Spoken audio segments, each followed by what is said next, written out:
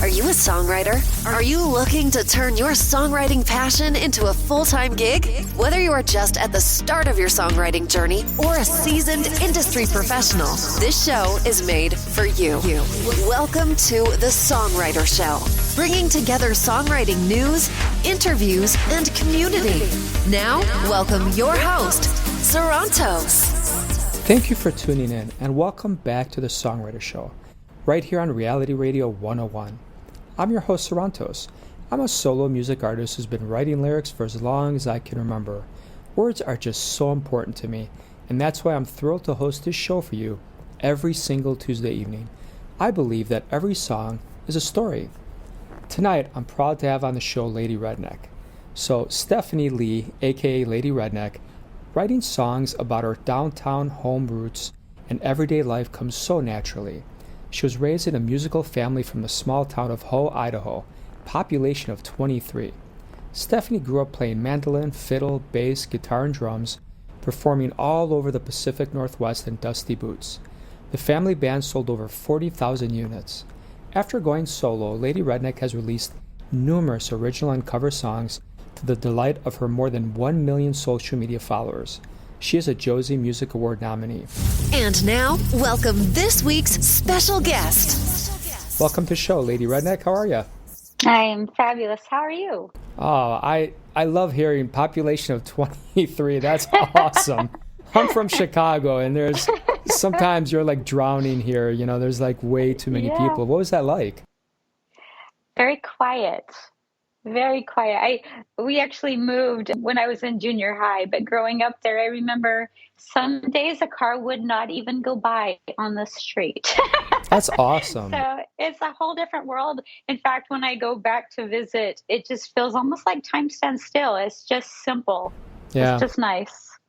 You know, in today's digital age, I'm a techie, but let me tell you, sometimes I crave the simplicity of no crowds and just out in nature, and I think I'm so jealous. That's really cool, Stephanie. Thank you. It is nice. I haven't been back for a while, and it's nice whenever I can go back. Yeah. So tell us a little bit about all these instruments you play. Which one would you say is your main instrument? I'd actually say the piano is my main instrument. Guitar is right behind the piano, so one of those, but I'm definitely better at the piano than I am the guitar. Okay. And how old were you when you started playing it, and what got you going in that direction? So, as you read in my bio, I grew up in a really musical family, and so my parents were always playing in bands, and then my dad went back to school, actually, when I was in junior high, and he was a music major, so he was bringing home instruments all the time, and as soon as I was 6, I started guitar and piano, and then which later turned into a little more fiddle than violin. Yeah. But it just kind of, that's where it started. We had the family band, and so we were always performing. My dad had a motto that a family that plays together stays together. So we did corporate events, fair circuits, weddings, and just about everything in between. And that's just what we did. We just grew up with instruments in our hands and ready to perform at any time. That's awesome. Tell us a little bit about when you started songwriting. I've written songs my whole life. I just have never shared them until 6 years ago. Okay. And, my dad was a songwriter, and he had got some honorable mentions with some of his songs. And I think where music was such a big part of my life, it was just how I expressed myself. So even in high school, if one of my teachers asked me to write an essay about something or other, quite often it'd end up in a poetry form. And I think it's just kind of partly how my mind thinks. And so songwriting just seems and feels really natural to me. Yeah. So your family being musical, do you think that was a gift, or do you think that was did that create a lot of pressure maybe? I think it was a gift. My family, they're very humble people, and they're very just kind and generous and would do anything for anybody. And we didn't have a lot of financial means and just grew up loving what we did. And so it was all about the music. And it was just, I feel like it was such an advantage and such a blessing to grow up that way. I didn't appreciate it at the time. And I think a lot of times when you grow up, whatever situation you grow up, a lot of times you don't appreciate what you were blessed with maybe until later. And that was I loved doing the shows, but I hated practice, and it was just what I did. But now that I'm, out of the house and everything, it just definitely, I can see what a huge blessing that it was. Yeah, no, I totally get it. When was the last time you performed in public? I know COVID's been kind of tough on everybody. Yeah, so Friday night, I actually did a show on Friday, and that was a lot of fun. It was kind of a local town square type of deal, and it was just a lot of fun. Okay. And how do you typically handle mistakes during a performance? Do you just kind of ignore them, or what do you do? I ignore them and act like they never happened and smile and act like it was part of the arrangement. I think, you know what? It's kind of funny. I think when we all start, it's like this mortifying moment. And then I think the more experience you get, you just really you don't care. You're just like, whatever. Yeah, Most people don't notice it anyway. it's true. I think most musicians are so much harder on themselves anyway and critical. So, but I agree. I think that the more you play, you just realize it's part of it. You're never going to be perfect at it. Yeah. I mean, at some point you might be, but overall. Yeah. Okay. Tell us a little bit about your process. Do you start with the piano? Do you get a melody? Are you humming something? How do you get started with songwriting? So, and it's been different for different songs, but quite often with me, I mean, the first song that I actually released out there that I'd written, I was scared to death to do. That song was given to me in the middle of the night when I couldn't sleep. And all of a sudden, it was like I'd been going through some hard things. I was stressed. I was exhausted. And literally, the words, the song, the melody, everything, the chord progressions, everything came into my head as fast as I could write them. And I knew that that was a gift because it just, I mean, I could hear it in my head as I was writing it. But that was an amazing experience. I've had it since then. I've had that happen 2 other times. But for the most part, I'll get either a title in my mind and think, or an idea and think that would be really fun to write a song like that. But I'm not one that's going to just sit down with a pen and say, okay, time to write a song. Because I feel like with creative vibes and with the whole creative energy, it's better just to let it flow. And so quite often there'll be, which I hardly ever lie down because it's not my personality, but if I lay down to take a 20-minute nap, quite often that's when a song would come to my mind because I think my mind's quiet enough just to let everything just kind of come to me. And so usually the songs come to me if I'm out, going for a walk or doing something where I'm actually not thinking about them. Yeah. Well, your mind, I think, subconsciously is working on it. So that's really cool. I think it is too. Yeah. Words are powerful, like you talked about in your introduction. I think that people don't realize how powerful words really are. I agree with you. I think whether it's songwriting, whether it's books, words just make the world go round, at least in my heart and my mind. So definitely. How do you balance music with your other obligations, whether they're friends, family, kids, all the other stuff? How do you balance it? That's been kind of an ongoing struggle to some extent. It's quite a bit easier now, though. My family and God to me always come first. And so music is such a big part of my life, and I like to keep things organized. And so I actually delegate so much time each day that I'm going to spend on music, and I plan things out ahead of time. And so as long as I've got it planned out and everything organized, it's really not hard at all because being something that I love, number one, and so I'm always motivated and ready to do it. It's just making sure that I give everybody and everything the right amount of the time and attention that it needs. Sure, I get that. Tell us about this song that we're going to listen to in a minute here. What inspired it? Okay, Pray for Peace was actually inspired with just everything that was going on in the world right now with Ukraine and all of the contention and the hatred. There's just a lot of unkind things happening, I guess, in this world. In December, I kind of stepped back from my music a little bit and started thinking about what I really wanted to do and the direction I wanted to head. And I guess it was such a time to kind of introspective for me because I needed to kind of go inside myself and decide if I needed to make some changes or what I wanted my music truly to be in this world. And I decided that I wanted to bring more light and I wanted to bring more goodness and more peace. And so that song was one that I just felt like needed to be sung and needed to be written at this time. Just to remind everybody, part of the words say, we'll join hand in hand, all color and creed, united as one, we'll pray for peace. because we do need to be united, and we need to be loving and kind and not be so easy to be offended, and just together pray for peace, and God will hear our prayers. Yeah, no, I totally get it. All right, Stephanie, I'll tell you what, let's take a listen to the song and then we'll come back and talk a little bit, okay? Sounds great. Thank you. Awesome. All right, everybody, check this out. Here we go.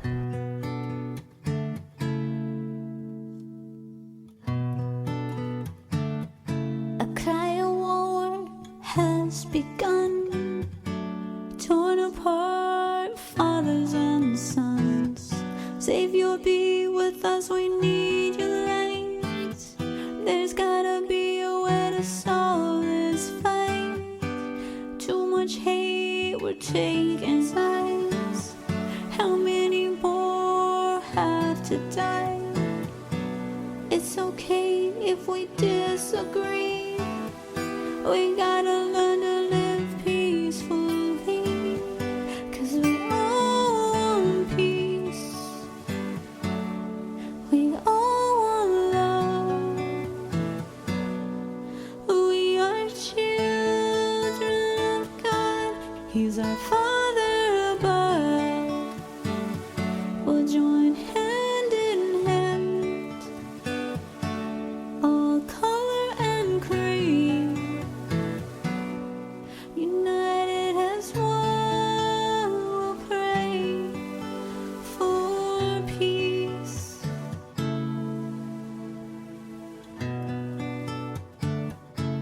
We're the same, you and I, trying our best to live good lives. Love one another, always be kind.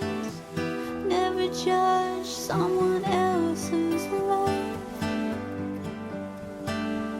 'cause we all want peace, and we all want love. We are children of God. He's our Father above. We'll join hand in hand,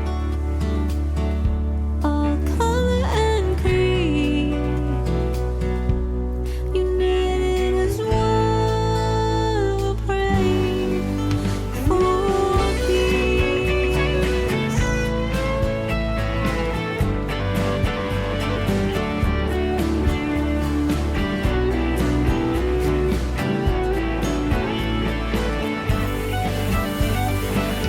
Cause we all want peace. We all want love. We are children of God. He's our Father above. We'll join hand in hand, all color and creed, united as one. We'll pray for peace. We'll pray for peace. Well, that was a really cool song, Lady Redneck. Thank you for sharing it with us. My pleasure. Do you rely on your family to help you figure out if a song you wrote is something you should release out into the world? I always run it by my husband, and then after him, my fans or my label. It's been the way that I've been able to record as much music as I have, as well as set up quite a few of my shows, do a lot of the promoting. And so with my fan club that I have, I actually will run the song by them and let them help me decide which one, because usually I've written 2 or 3 songs and I've got it narrowed down each time I go to the studio, and I just have them help me pick. Yeah, that's great. I think fans are a very important set of people to bounce ideas off of, for sure. They are, and people love to be part of the journey. They like to see your progression. They like to be able to be a part of the music. And I think that that's one of the biggest advantages that we have with music today, is just having that opportunity to let it be not just a solo thing. It's a group effort now, and it makes it more fun. Yeah, for sure. Tell us about your superpower. What is your hidden superpower that you want to share with us? Oh, I was worried for a second that you'd found out. Yeah. am. Oh, a superpower. Wow. My superpower, like if I had one, what would it be? Is that what you're saying? Sure. If you don't actually have one, yeah, we can go that route. Oh, okay. So I understand the question now. So as far as the superpower that I have is probably just to I try to be kind and good to everybody. So my goal is when I am out of the house just to make everybody happy. Like so if I see somebody and they can tell they're having a bad day, I'll try to give them a compliment or even if they're not having a bad day, just to bring a smile on somebody's face. I feel like that's probably one of my greatest superpowers is just being able to try to be kind. Sounds simple, but it is an important it is an important power. Sure, So I'm absolutely. going to stick with that. Okay. That's a story and you're sticking to it. That's what I'm sticking to. Yep. Is there a favorite person you have to follow on social media? And obviously you can't say me, you got to pick somebody else. Oh, okay. Since I can't say you. All right. That would be let's see who is a favorite. There's a lot of people that I follow. I'm trying to think of a favorite person. Let me think real quick. I'm not sure. I follow quite a few people. I follow different things for politics, different things, people for makeup and beauty, different people for fitness. So I don't know that I can't think right off. Okay, no problem. Is there a favorite book that you want to share with us that you've read in the last year? There is, yeah. I love reading books and I do really, one of my all-time favorites is actually, I listen to it on Audible all the time. I love to read, but I find myself listening to books if I'm not listening to music quite often. And there's a book called Atlas Shrugged that I absolutely loved and it broadened my ideas and perspective of life. And I would highly recommend that book. If you're looking for one to read, it is life-changing, I believe. Okay, really cool. Are there any apps on your phone that you can't live without? Besides my alarm clock, my guitar tuner, my my let me think that I absolutely can't live without. That would probably oh gosh, it's probably just my iTunes app. I love being on that and just listening to music. Okay, I also have a gospel library one that has like the Bible and has scriptures on it that I really enjoy as well and that I read on every day. okay, cool. Is there something you have coming out this year for the fans that you want to share with us tonight? I'd love to. I've got a song coming out June 3rd that is Come Thou Fount of Every Blessing.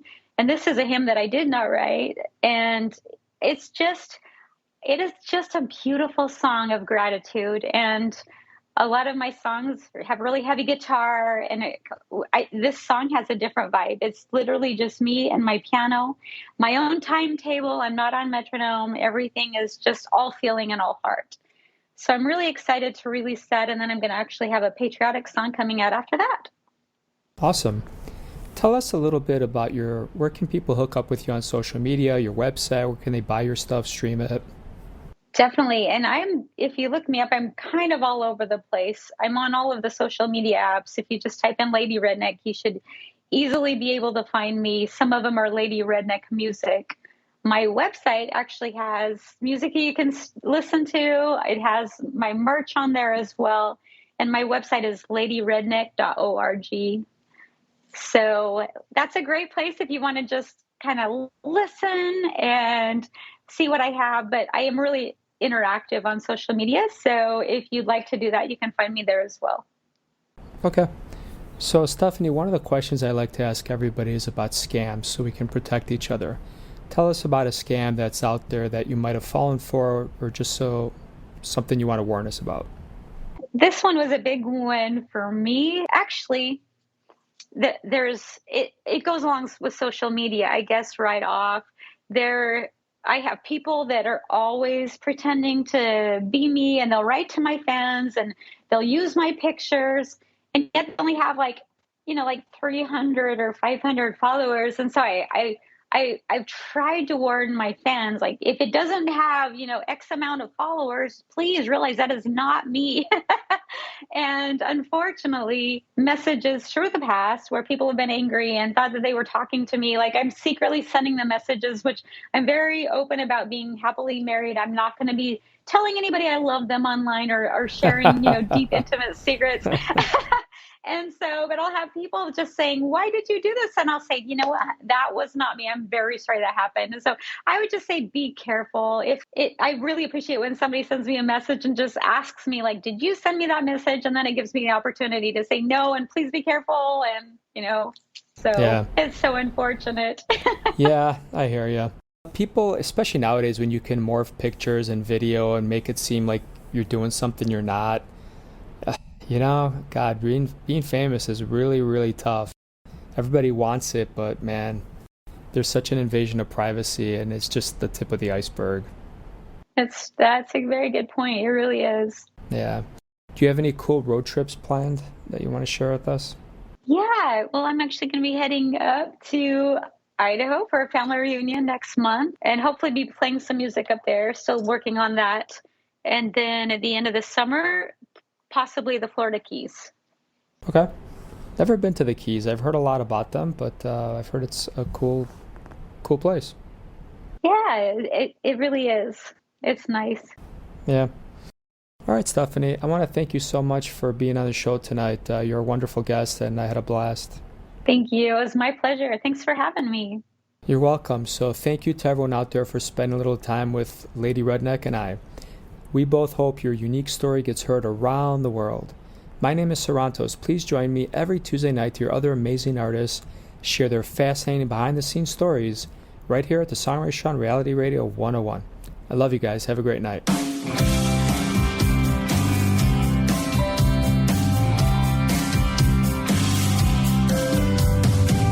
A safe spot waits for you. The secret hiding place exists. When you've got a touch of blue, please remember, some days are bad, some nights are hard, sometimes you're sad, but remember that hot or cold, day or night, above the clouds, sun always shines bright. This never changes, no matter how loud the rain shouts, no matter how bad it gets. It's always sunny above the clouds. It's always sunny above the clouds. The sun's power, it never ends. It's carefree and divine. The rays always cleanse. So please remember, some days are bad, some nights are hard, sometimes you're sad, but remember that hot or cold, day or night, above the clouds, sun always shines bright. This never changes, no matter how loud the rain shouts, no matter how bad it gets. It's always sunny above the clouds.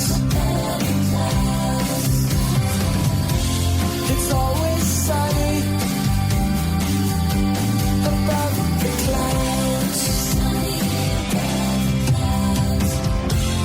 Below the clouds, there's pain, so much pain. But above the clouds,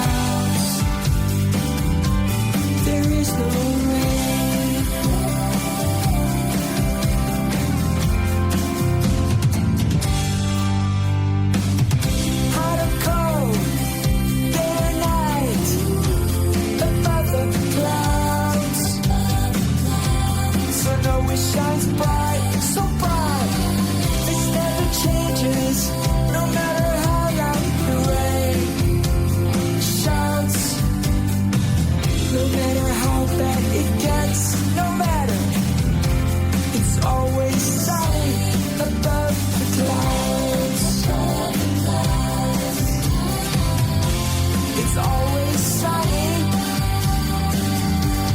above the clouds. This never changes, no matter how loud the rain shouts. No matter how bad it gets, it's always sunny above the clouds. It's always sunny. It always stays sunny. It's always sunny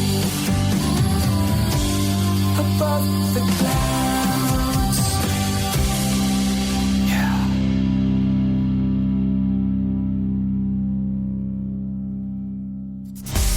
Thank you for listening to The Songwriter Show. To keep the momentum going, head over to www.songwritershow.com and join our free music community of artists, songwriters, and producers. That's www.songwritershow.com. This program was mixed and mastered by Landis Maitland Whitelaw at landismaitlandwhitelaw.com.